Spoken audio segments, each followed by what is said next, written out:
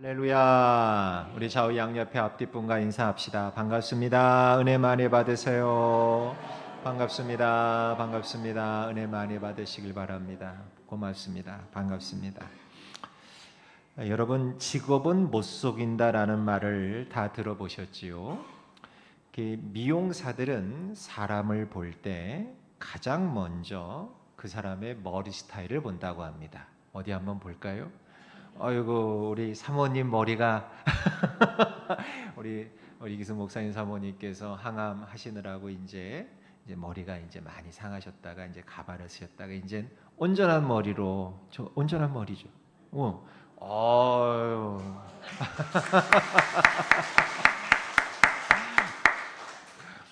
짧아도 멋지셔. 고맙습니다. 어쨌든 미용사들은 이렇게 상대방을 볼 때 상대방의 이제 머리 스타일을 먼저 본다고 하고, 양복을 짓는 사람들은 저분이 어떻게 옷을 입고 옷감은 뭔가 이제 그걸 본다고 하고, 구두를 만드시고 파시는 분들은 그분이 구두가 얼마나 깨끗한지부터 본다고 합니다. 그러니까 자기의 관심사에 따라서 보는 것이 이렇게 다 달라지는 법이라는 얘기겠죠. 자, 그렇다면 우리 하나님께서 우리 사람을 보실 땐 무엇을 가장 먼저 보실까요? 외모일까요? 아니면 학력일까요? 아니면 여러분들의 통장 잔고일까요? 아니면 여러분의 집안일까요? 아니면 여러분들의 성품을 보실까요? 여러분, 성경은 우리 하나님께서 사람을 평가하시는 기준이 명확하다고 말씀하고 있는데, 우리 하나님은 오로지 우리의 믿음만을 보시는 줄 믿습니다. 믿음을 보세요. 우리 하나님은 누가복음 5장에 보면 중풍병자를 침대째 매가지고 예수님께로 데리고 온 그 친구들의 이야기가 나오지요. 친한 친구가 병에 걸렸어. 중풍병으로 침대에 누워 지내니까 이 친구들이 안타까운 마음을 갖고 있다가 예수님이 마침 그 동네에 오셨다는 소식을 듣고 이 친구들이 어떻게 했는가 하면, 친구가 누워있는 그 침대채로 들고서 예수님이 머물고 있는 집 지붕 위로 올라간 거예요. 왜? 사람이 너무 많다 보니까 들어갈 방법이 없어. 그래서 침대를 메고 그 집 지붕 위로 올라가서 지붕을 뜯어내고 침대 내기퉁이에 줄을 이제 붙들어 메고서 그 침대를 예수님 발 앞으로 내려 보낸 거예요. 예수님, 고쳐주세요. 예수님이라면 고쳐주실 수 있을 것 같아요. 이렇게 이 침상을 이렇게 내려 보냈을 때 예수님은 그들의 무엇을 보셨는가? 누가복음 5장 20절을 보니까 이렇게 되어 있어요. 시작. 예수께서 그들의 뭘 보시고?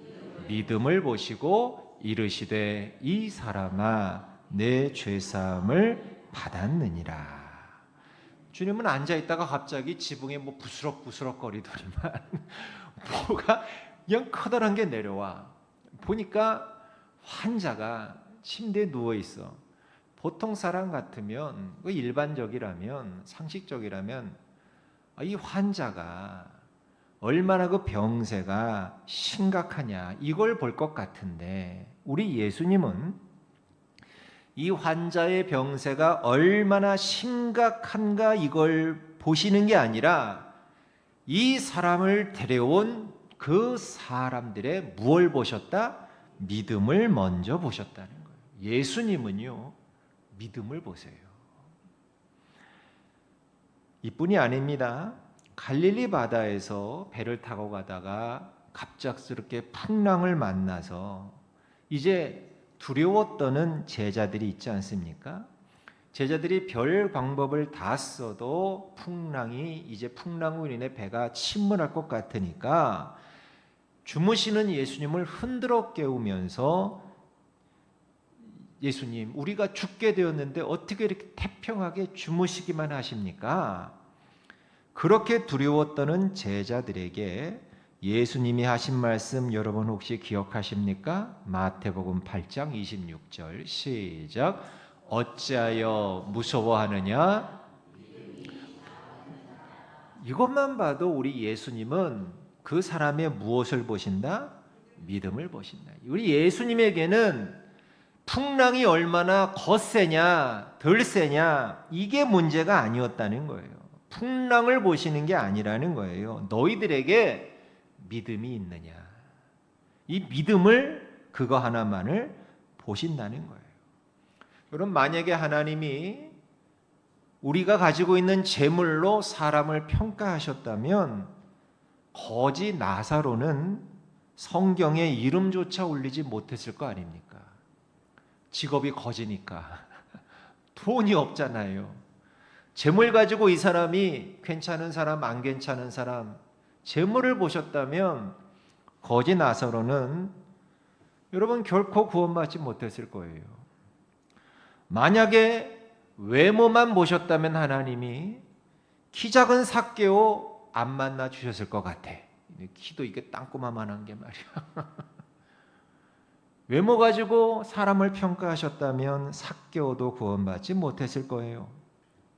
가문을 보셨다면 기생의 아들이었던 입다는 사사가 될 수 없었을 거예요. 성품을 보셨다면 저는 탈락입니다. 여러분 제 성격이 고약해요. 이래봬도. 여러분 보실 땐 유순하고 점잖아 보이죠? 저 성격 고약해요. 만약에 성품을 보셨다면 여러분 저 같은 불같은 성격의 요한이나 베드로나 혹은 사기꾼 기질이 다분했던 야곱 같은 사람은요 결코 쓰임받지 못했을 거예요. 그런데 좋으신 우리 하나님은 무엇만 보신다? 믿음 하나만을 보시는 줄 믿습니다. 그래서 백부장의 그 믿음을 보시고 뭐라 그러셨냐면 이스라엘 중 아무에게서도 이만한 믿음을 보지 못하였노라. 그렇게 칭찬하셨고 귀신 들린 딸을 병을 고쳐주기를 간구했던 수로보니게 여인에게 뭐라 그러셨어요? 여자여 내 믿음이 크도다. 오직 하나 믿음만 보셨다는 것입니다. 히브리서 11장 6절은 우리에게 이렇게 말씀합니다. 시작. 믿음이 없이는 하나님을 기쁘시게 하지 못하나니. 아멘. 사랑하는 성도 여러분, 마찬가지로 오늘 하나님께서 여러분을 보실 때도 무엇만 보실까요? 너 얼마나 성공했니? 너 얼마나 높은 자리에 있니? 너 얼마나 돈 많니? 너 얼마나 인기 있니? 예? 이거 보시지 않습니다. 이거 묻지 않으십니다. 너 지금 나 믿고 있니? 너 지금 확실히 나 신뢰하고 있니? 너 이런 상황 속에서도 여전히 나를 신뢰하고 있니? 이것만 물으신다는 거예요. 바라기는 오늘 이 예배가 우리의 믿음을 다시 점검하고 다시 믿음으로 일어서는 복된 시간이 되시길 주님의 이름으로 간절히 축복합니다. 우리가 신앙생활을 하다 보면 누구나 다 예외 없이 딜레마에 빠지게 돼요. 무슨 딜레마냐? 이 교회 안에서는 아멘 믿습니다라고 큰 소리로 고백합니다. 마치 조금 전에 여러분들처럼 말이죠. 말씀을 들을 때는 다 될 것 같아. 기도할 때 막 뜨겁고 찬양할 때도 막 문들이 막 열려지는 것 같아. 그런데 막상 저 교회 문을 열고 나서서 현실로 돌아가면 어떻느냐는 거예요. 여전히 통장 잔고는 바닥이고 사업은 잘 풀리지 않고 관계의 문제도 꼬여서 풀리지 않고 병원에서는 안 좋은 진단 결과가 나오고 그때 우리 안에 있는 믿음은 온데간데 없이 어디론가 가버리고 두려움과 걱정이 파도처럼 몰려오는 딜레마에 빠진다는 거예요. 여러분, 믿음은 어떤 관념이나 어떤 철학이 아니에요. 믿음은 실제로 살아서 실제하는 확신이 믿음인 거예요. 오늘날 우리 기독교의 가장 심각한 문제는 뭐냐? 신앙을 가진 사람은 많아. 신앙을 가진 사람은 많은데 정작 신앙하는 사람은 적다는 데 있어요. 명사로서의 믿음은 다들 가지고 있어. 믿음이 있어요? 그러면 저 믿음이 있습니다. 명사로서의 믿음은 다들 가지고 있는데 동사로서, 즉 작동하고 살아있고 역사하는 그 작동하는 동사로서의 믿음, 현실의 문제를 실질적으로 돌파해내는 그 믿음은 보기 드물다는 거예요. 이게 오늘날 기독교 문제라는 것입니다. 그런데 오늘 본문의 주인공인 야곱이 딱 그런 사람이었어요. 여러분, 야곱은 이미 하나님의 엄청난 은혜를 체험한 사람이에요. 20년 전 형 에서를 속이고 장자권을 사기쳐서 이제 빼앗은 다음에 에서의 손길을 피해서 야반도주하지 않았습니까? 빈들에 이제 한밤중에 맨몸으로 도망쳐 나왔지 않습니까?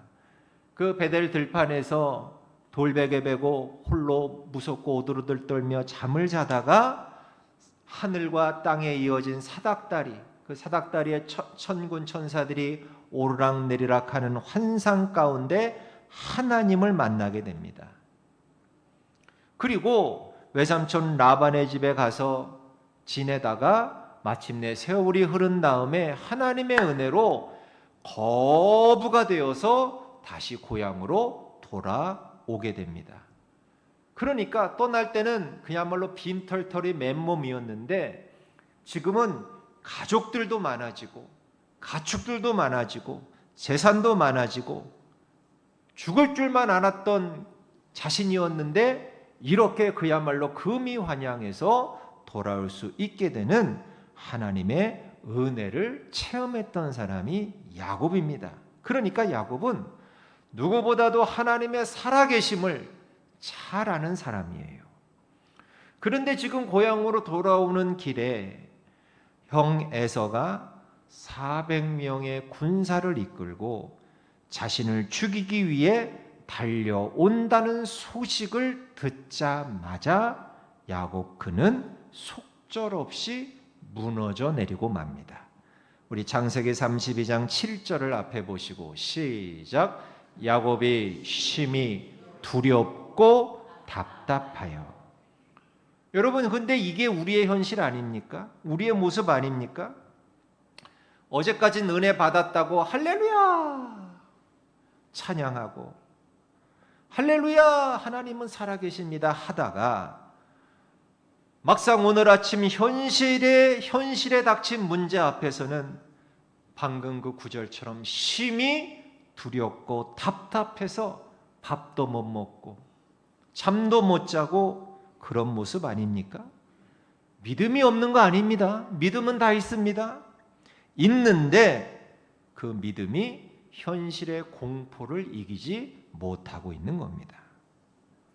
자, 오늘 이 야곱이 이 위기 앞에서 어떻게 반응했고, 그리고 하나님은 그런 야곱을 어떻게 다루시고 어떻게 은혜 베푸시는지를 우리가 살펴보면서 바라기는 우리의 믿음을 다시 바로 세우기를 축원합니다. 자, 야곱은 위기가 이렇게 닥치니까 당장 무엇을 했는가 봤더니 기도하기 전에 머리를 굴립니다. 평생 써왔던 자신의 특기 잔꾀를 발동하기 시작합니다. 즉 사람의 마음을 사려고 합니다. 잔꾀지요. 어떻게 했는가 하면 형 에서에게 사자들을 보내면서 아주 비굴할 정도로 자신을 낮춥니다. 우리 32장 4절과 5절 시작. 그들에게 명령하여 이르되 너희는 내 주 에서에게 이같이 말하라.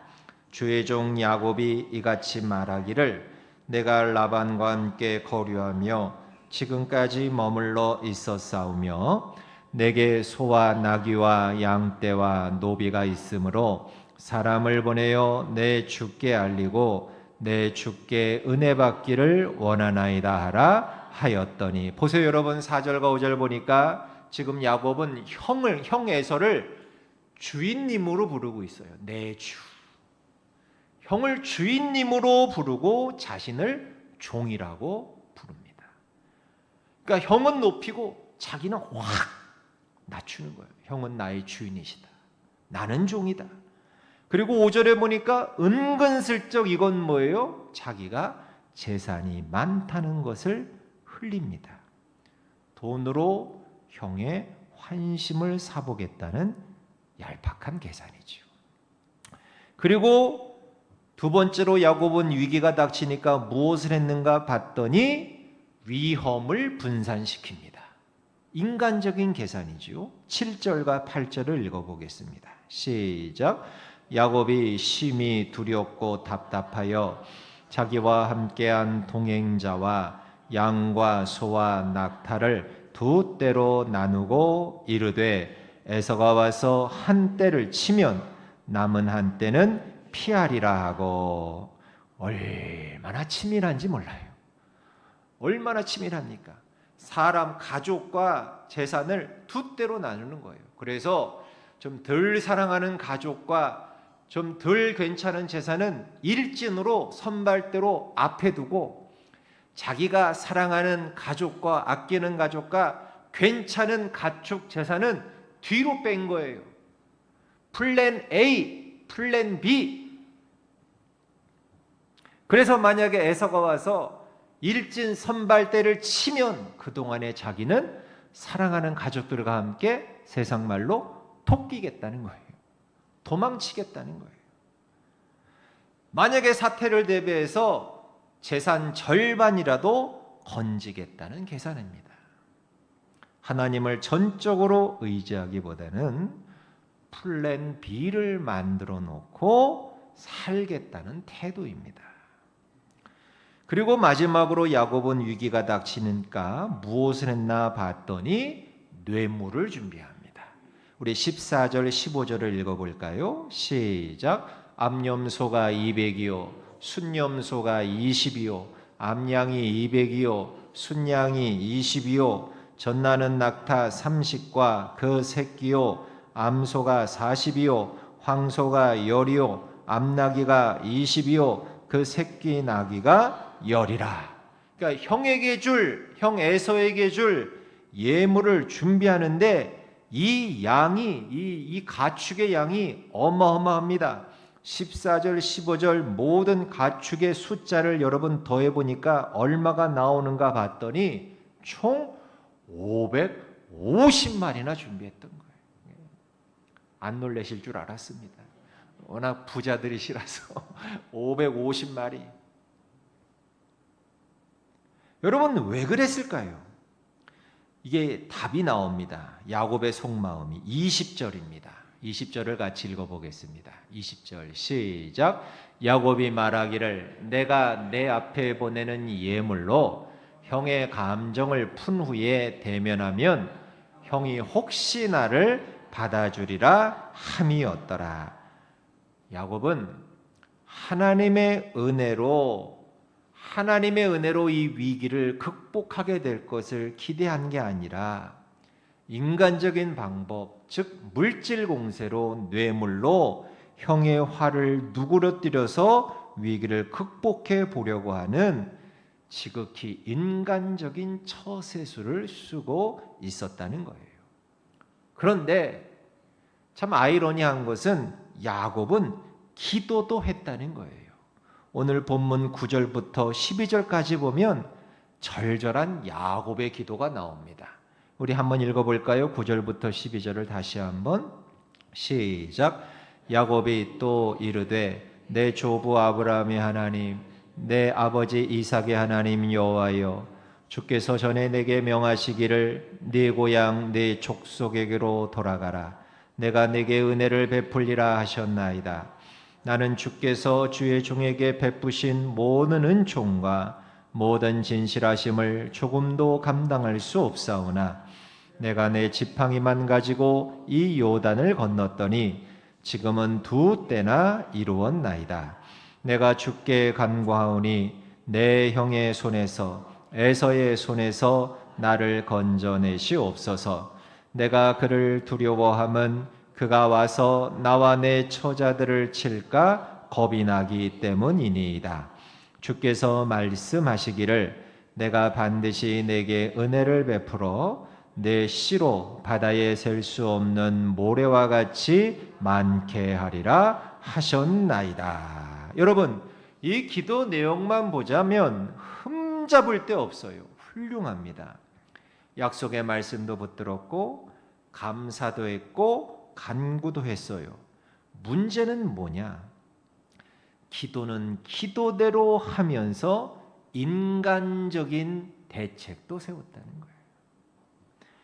기도하고 나서 마음에 확신을 갖고 주님이 도와주실 것을 믿고 평안을 얻은 것이 아니라 기도하고 나서도 여전히 불안해하면서 가축들을 나누고 재산을 나누고 플랜 B를 세우는 인간적인 계획을 짰다는 게 문제라는 거예요.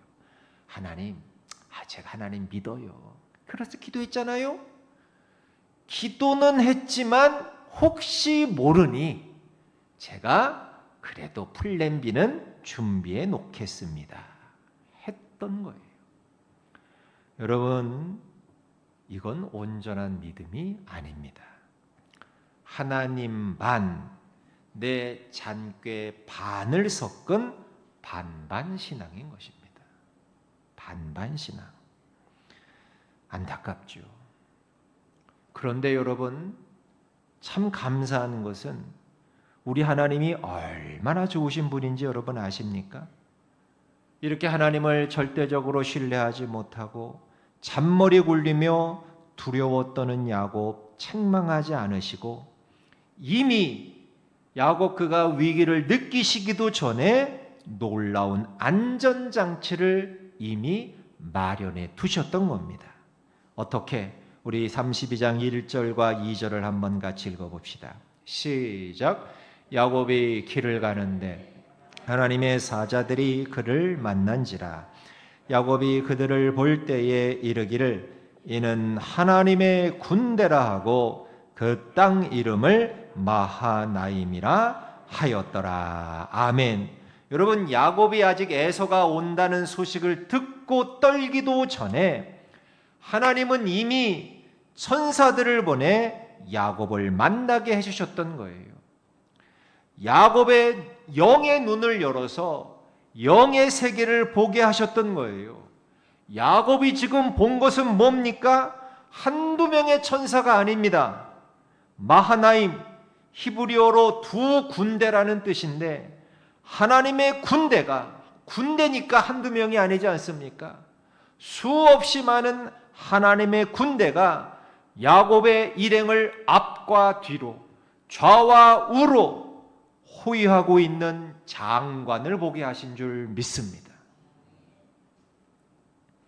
여러분, 하나님은 왜 하나님의 군대 마하나임을 야곱에게 보내셨을까요? 이유가 있습니다. 첫 번째, 하나님은 당신의 약속을 지키시기 위해서 보내신 겁니다. 20년 전 홀로 야반도주하는 야곱을 베델에서 만나시고 그 야곱에게 하나님이 하신 약속이 있습니다. 창세기 28장 15절을 읽어보겠습니다. 시작.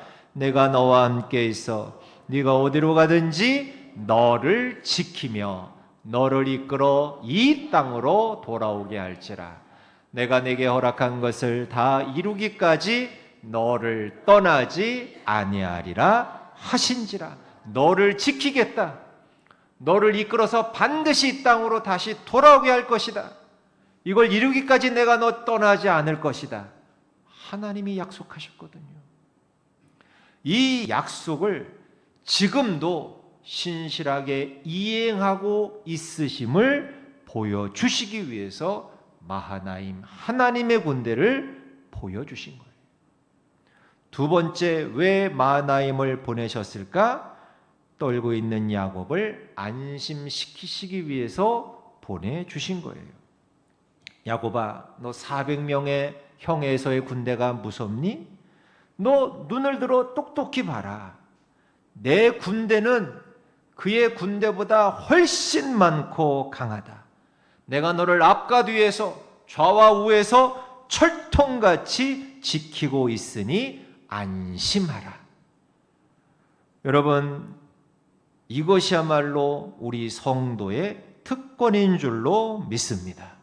우리 육의 눈에는 보이지 않지만 하나님은 지금도 천군 천사를 보내셔서 우리의 앞과 뒤에서 좌와 우에서 우리의 모든 삶을 지키시고 계시고, 우리 가정도 성령 하나님께서 천군 천사 마하나임을 보내어서 우리 가정을 철통같이 지키고 계시는 줄로 믿습니다. 여러분, 엘리사 선지자 그 얘기 아시죠? 아람 군대가, 도단성을 새까맣게 아람 군대가 포위하고 있을 때 이 광경을 이 엘리사 선지자의 사환이, 몸종이 성 밖으로 내다보고 이 아람 군대가 워낙 많으니까 두려워 떨었습니다. 이제 죽는구나. 그런데 엘리사가 기도하여서 이 사환의 영의 눈을 열어주니까 그 눈에 무엇이 보였습니까? 그죠? 하나님이 보내신 하나님의 군대, 불말과 불병거가 산에 가득하여 이 성을 두르고 있는 모습을 보여주었던 거예요. 여러분, 우리 눈에는 보이지 않지만 보이지 않는 하나님의 도우심이 분명히 있는 줄로 믿습니다.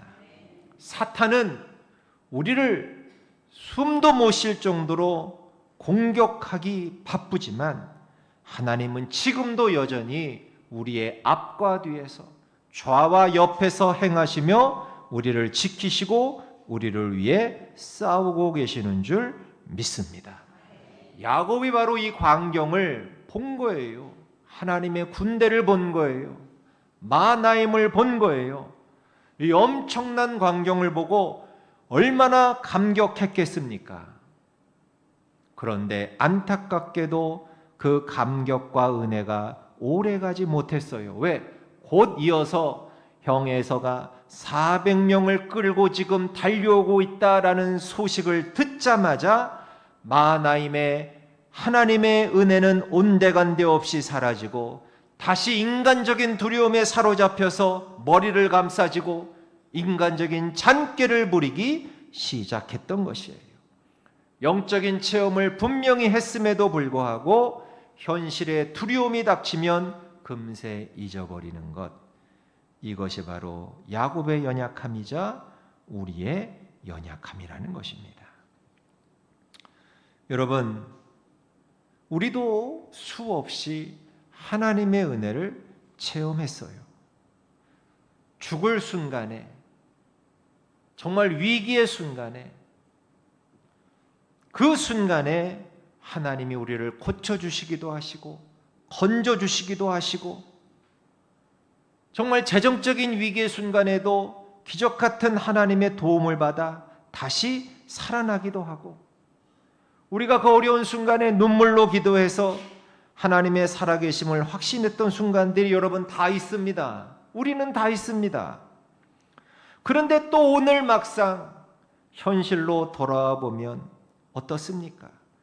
여전히 해결되지 않는 수많은 문제들, 현실의 벽은 너무도 높고 단단해 보이고 기도해도 당장 바뀌는 게 없는 것 같아 보이고, 그때 우리는 오늘 본문의 야곱처럼 반응한다는 거예요. 하나님을 신뢰하기보단 사람을 찾고 세상적인 방법을 동원하고 플랜 B, 플랜 C를 찾으라고 밤을 새웁니다. 그런데 여러분, 명심하세요.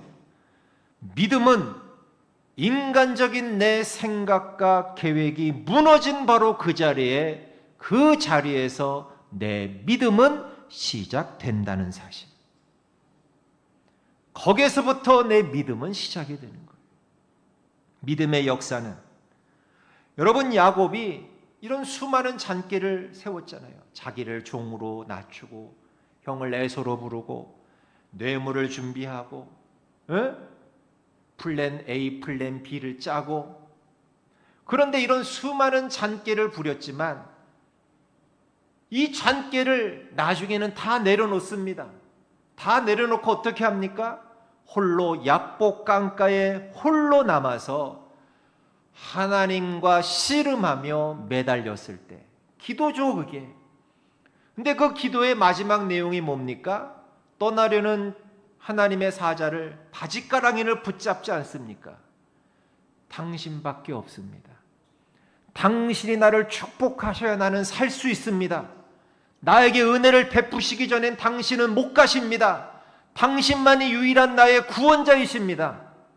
세상 장깨를 다 내려놓고 바짓가랑이 붙잡고 하나님 당신밖에 없음을 고백했을 때, 바로 그때 에서와의 이 관계가 기적적으로 회복되는 역사가 일어나게 된 줄 믿습니다. 잔꾀가 그를 구원한 것이 아니라 하나님 한 분만을 붙드는 그 믿음이 그를 구원한 줄 믿습니다. 하박국 선지자가 이해할 수 없는 현실 속에서 하도 답답해서 하나님께 항변했습니다. 아니 하나님, 왜 악인들이 이렇게 형통합니까?